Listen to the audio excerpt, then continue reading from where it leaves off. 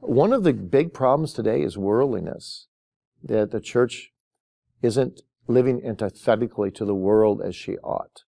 And that drags her down. Church is to be in the world, but not of the world. But when the world, through our evangelistic efforts, influences us more than we influence them, you see, we tear the church down. So those are a couple big things.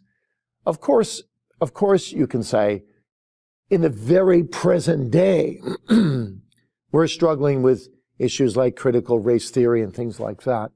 And I've heard men I deeply respect say, this is the greatest issue of the church.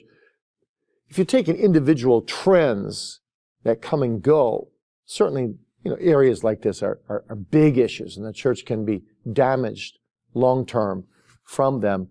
But I think the underlying problem is lack of prayer, lack of living antithetically to the world, lack of appreciating what John Calvin said, that the Reformation is not just about justification by faith alone and true worship, and that's a big one today, but also about living a life of piety.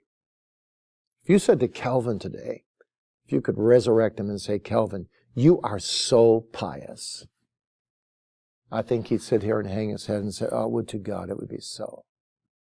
And we've actually capitulated to the world. We actually think if someone calls us pious, it's calling us something negative. But to be pious is to be a fear of God. And that sense of the fear of God, the awe of God. Calvin said, the Christian's life should be one continued act of unbroken piety. And he's not saying this out of any, I'm holier than thou motivation. But I want to be godly and holy and fear God with every breath I take.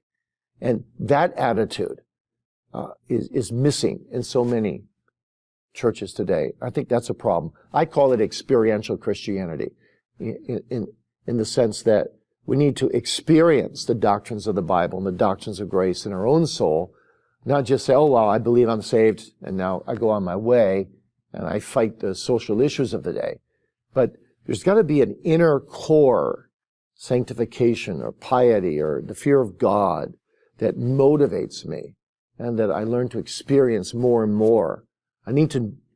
Christ must increase in me and I must decrease. And that whole experiential attitude of living for God that generates a humble, godly piety, that is what I feel so strongly about. That's what I try to do with my writings, my seminary teaching, my preaching. I actually think my life is very, very simple. I just have one goal. I want to promote godly, reformed, biblical, experiential piety. As I train men for the ministry, as I preach, as I walk in my family. This is at the heartbeat of what Christianity is all about.